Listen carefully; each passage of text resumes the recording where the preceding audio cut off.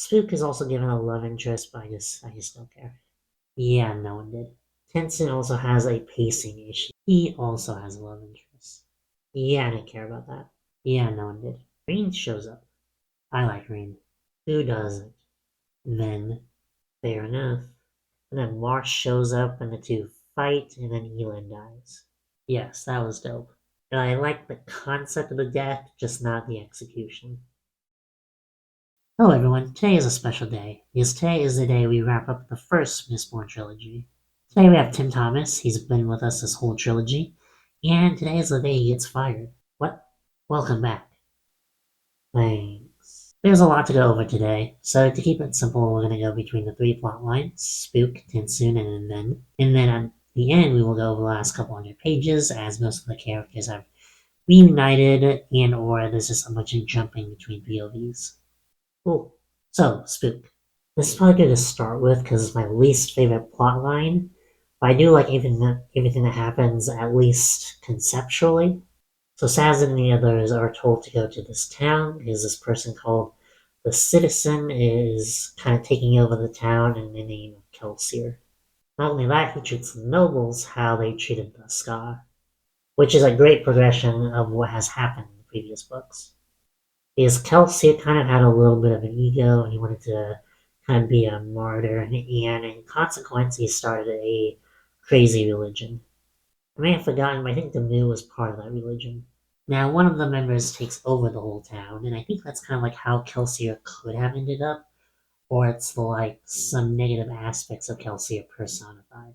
Even though he died in book one, this shows that his presence is still felt throughout all three books, and that's why I liked it. So why didn't you like it? I think it's just like not the best paced story, and truth be told, I just wanted to get to Ven's storyline. The worst offense of this is Breeze, because at the end of the book two, he had that cowardly moment he hid after the death of Clubs, and I thought there would be like some sort of storyline where he's striving for redemption, or he has survivor's guilt, but no, he's perfectly fine. A year has passed, to be fair, but it seems like he's just the way he was, and there's just not enough focus on Breeze. Spook is also given a love interest, but I just don't care. Yeah, no one did. How do you feel about Breeze? A waste. I feel like they touched upon his life a bit, but not enough. Perhaps he doesn't want to play a bigger role because he fears that maybe something like what happened at the end of book two could happen again. Sure.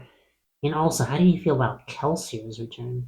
It was obviously ruined, but Ruin did fool me a little bit later. God, you're dumb. Hey, it's fine. Okay. I like the civilian trying to use faith and the things Kelsier left behind to become a leader and take control during the apocalypse. And how he even called Sazed and the others traitors in Kelsier's name. Yeah, I think the citizen just likes everything that Kelsier said, which is a scary thing. And Sazed, I think we should wait to talk about Sazed until we at least get to Tensoon's storyline, because he doesn't really do a whole lot in Uratru, whatever the town's name is, besides the stuff with the canals, so I think it's best just to hold off. Well, I don't really have much to say about Spook's storyline. It was cool how he had like his second elemental power, and there was stuff with the spike, which we can talk about later. I thought he should have noticed the spike, considering how much tin he was absorbing. True. Anyways, Tensoon. Yeah, this is. I think Tensoon also has a pacing issue. This book, he jumps from place to place. In the beginning, he's just kind of chilling in prison because he broke the contract in the previous book. And he's trying to convince other Kandra to follow Ven, but they just don't believe anything he says. It is a very rough start to his storyline, even though I really, really liked him in the last book. But there is a good bit of mystery built around like the first generation of Kandra. He also has a love interest. Yeah, I didn't care about that. Yeah, no one did. Sometime later in the storyline, he tricks them into giving him dog bones, which just shows how much an impact Vin had on him, which I think is a very nice touch. There's this also like prophetic thing that shows up called the Resolution. And then towards the end of his storyline, he meets up with the other group, and I kind of find out he's like intelligent, which is kind of weird because I thought that was kind of implied because he's a Kandra. At the very least, they found out he's civil. and maybe they didn't even know he was a Kandra. Sazin goes back with Tensoon, back to wherever they came from. I think it was like the pits, and they find out that the first generation were the Lord Ruler's friends back in the day, and the Lord Ruler turned them into Kandra to convince them to give up Firamaki. And on top of that, we also learn that the Kandra had the ATM, and they were sanctioned out by the Lord Ruler to prevent Ruin from seeing where the ATM was. Yeah, I just kind of assume that it makes sense. Yeah, I don't understand the logic of it either. If Ruin can't see certain areas because of metals, shouldn't he just send the Inquisitors there? Someone help explain in the comments down below. Tetsun's plotline was just kind of okay. I'm wondering why he didn't tell them about the spikes. Like, did he even know? Okay, so the main part now. Yeah, Ven and Elin's story. It's been a year, and Elin is now Mistborn, and he has become a necessary tyrant. Venton had to use allomatic powers after he ate the ATM at the end of Book 2. There are certain cities where the Lord Ruler left caches of like food and supplies that is not known to most people. So when they go to those towns that don't accept Elin as king, they kind of have to be a tyrant to get to those supplies. The Lord Ruler is also leaving messages in those caches, and they hope that he will have an answer to how to handle this apocalypse. The apocalypse where ash is constantly falling, earthquakes are getting worse and worse, and the mist is killing. The tension should be high, but within the first 100 pages, it's just kind of like, eh. There's just a lot of fighting with Inquisitors and then them saving a town. The storyline picks up more when they get to Fadric City. For sure, Elin is testing things out and doing some math. He's trying to figure out why the mist kills sometimes and why other times it doesn't. He eventually finds out that 16% of people survive the mist, and 16% of those people get allomantic powers. He has to force people outside into the mist to test this, which kills a bunch of them, and it's a good way to show conflict in how he leads and how he leads like during the apocalypse. He's basically facing an impossible situation. He's just kind of doing what he can. Yeah, and Vin has a new pet, a Colosse, and the Colosse says it's a human, and they think it's crazy. And it turns out it is not crazy, and that the Colosse are actually human. Yeah, so Kandra, Inquisitors, and the Colosse were all at one time human, which makes sense-ish. It's a slow reveal. It takes a lot of time, there's lots of hints. How did you feel about it? And I care more about the stuff that goes on in Fadrix. Same. Elin and Ven go to a dance in chapter 32, and it's a great but also terrible chapter. Terrible is a harsh word. It's for the content. Oh, okay. So in the chapter, there's a lot of repetition, especially the beginning with Yeoman and Elin's conversation. I love the conversation that they have. Yeoman gains a lot of respect for Elin. He finds out that he's more than just an airhead and that he's very intelligent. But he says on 3 different occasions, I think, that he detests Elin. And I just don't see the through line. For Ven, there's things where it's like, alright, she was born in the streets, she like wants to be in the streets. I think something's about streets. At least there's some inner conflict where she's at the ball and she's having fun, but she doesn't think she should have fun, and she thinks she should be a weapon, kind of like in the last book. And it's her kind of coming to accept both sides of herself. Then the two dance, and it's their first dance, even though they could have danced several times in the first 2 books, but they always just chose not to. Now, in the third and final book, they do choose to dance.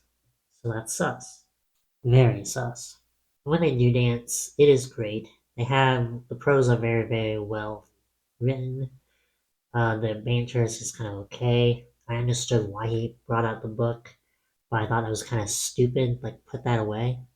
He has his priorities. So a little bit later, Vin has the opportunity to meet 2 informants, and both of them have information on Yeoman.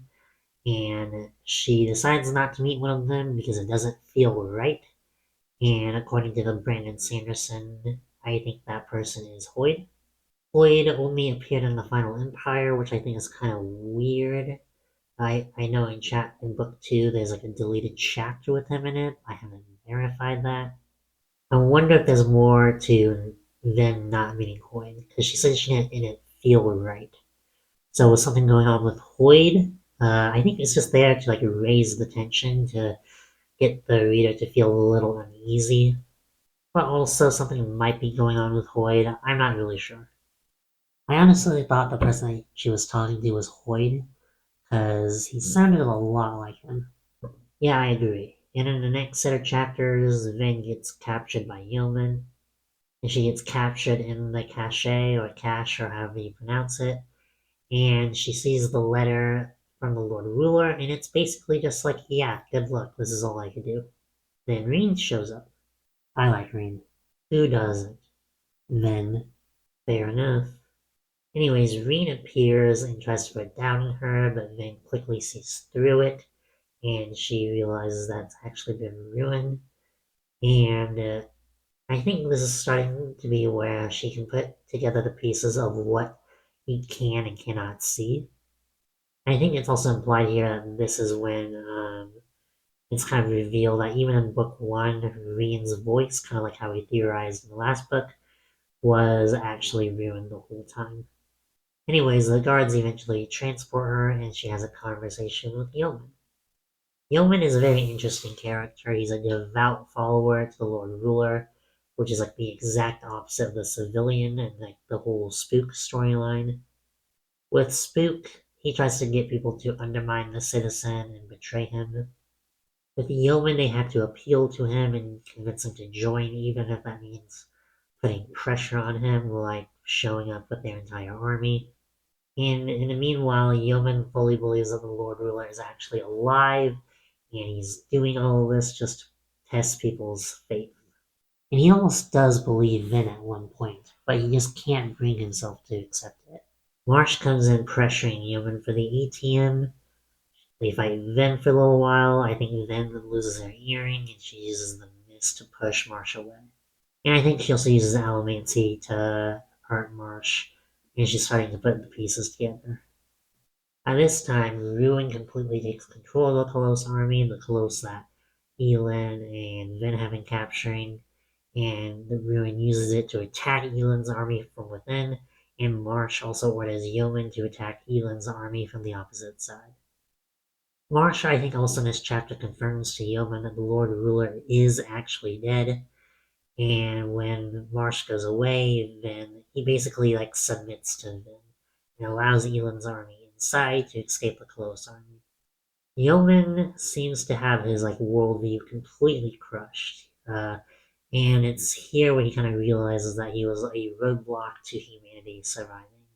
And this is also the time where Van and Elend separate for the last time. Spoilers, but yeah, we've been talking about spoilers this whole time, I guess. Their goodbye was very nonchalant, and that's realistic, which is nice. But throughout the entire trilogy, there's just been so much like Shakespearean drama with like Zane or Kelsier. I feel like some of that could have been used here. I'm more on the realism side. If it was too dramatic, the readers would know something bad was about to happen. So then Vin goes to Luthendel to distract Ruin, because Ruin thinks she knows where the 18 is. And thus, Vin is hunted by 13 Inquisitors. And it's hype. Very hype. She fights all 13 Inquisitors at once using like the magic system to its fullest. And she's still testing things out, and she's still learning. And she's learning how to like push and pull at different levels. However, before that, Spook writes a letter that Vin will never read because Marsh kills the messenger. The letter was pretty much just telling her about the spikes. Yes, and I think she notices that towards the end. Marsh gains some semblance of control while thinking of Mare's flower and pulls the earring out of him. Throughout the entire book, Marsh is thinking of Mare and that flower that she drew. And when he pulls the earring, she kind of subconsciously, I think, calls all of the mist throughout the entire world into her, and she disappears. The fight scene was pretty fantastic, though. Easily the best of the series. Then the resolution happens, and I don't know if Tensung dies. Ryun takes over the Conjure, I think, and he has to make a decision that might wipe them all out. That's the impression I got. I think he's dead, but I'm not sure. After that, then becomes a god and can, like, move the entire planet around, and she moves the planet closer to the sun, which makes things very, very hot. She also moves the continent around, I think, so a lot of the people are together again, like Sazin and Elin, I think, are very close with each other. She is now fighting Ruin, and she's clashing with him, and it's cool, but not as cool as I thought. There's just a lot of back and forth. I think it's a thematic thing, like Allomancy, the push and pull, like jumping off the coins. Yeah, and I understand that. I think that's supposed to like parallel like the entire theme with like trusts and like relationships. Meanwhile, the close army is approaching, and Elon thought of an idea to consume all the ATM, which is like Ruin's body. And if they consume the ATM while fighting the Coloss army, they weaken Ruin, allowing them to have the upper hand. And they're like surrounded by the Coloss army. The Coloss are probably going to kill them. When the sun rises, the sun is probably going to kill them. Then, being God and whatnot, tries to help Elend throughout the battle in small ways, giving him like little boosts. And then Marsh shows up and the two fight, and then Elend dies. Yes, that was dope. I don't think so. I actually disagree. I think Marsh and Elend being the final battle is kind of dumb. The two of them never spoke to each other. I don't think they ever met. They have like no connection whatsoever. And they're the final battle. I know it's more about Ruin and how Ruin is using Marsh as a puppet to Marsh's like Ruin's face. And I like the concept of the death, just not the execution. The next part is also kind of odd. Ven says she's fine with Evelyn dying, and she kind of accepted that could happen when she fell into the well, which is true. And then she dies with him, kind of separately but together. She dies because Elin dies, and when he dies, she throws it all away. She doesn't really have much to live for, and she has to destroy Ruin, so she takes a gamble and succeeds. I guess that makes sense. That makes it a little bit better. Anyways, after that, Sazzy goes outside and sees the bodies of preservation in the room. Why didn't they explain that? Why does he have a body? I think that's a great tease for what's to come. It seems like he's going to be a part of some other species. Anyway, Sazin sees both ruin and preservation, as I said, and he takes both of their powers pretty much, and thus the prophecy is complete, I think, and he becomes the hero of ages and becomes a new god called Harmony and uses his knowledge of his previous religions and history to remake the world to how it was before even the Lord Ruler. And I believe if you go back to all of his conversations, he talks about in book one, he talks about like how the sky and where stars used to be, what plants used to look like, what the world looked like without all the ash mounts and all the mists, and all that stuff is now all the stuff that seemed like filler is now coming into play in like the final chapters of the trilogy. So now there seems to be a lot of value in rereading this trilogy. Yeah, it's almost like perfect character arc. He starts off trying to save all and like preserve all these religions and cultures. Then after his love interest dies, he becomes an atheist. And then in book three, he starts to develop hope again, and then he eventually becomes a god. Yeah, it's like a solid through line throughout the entire trilogy that kind of complements the other plot lines like Tensoon's and Ven's, and it's kind of revealed. It's kind of like he's like the secret main character.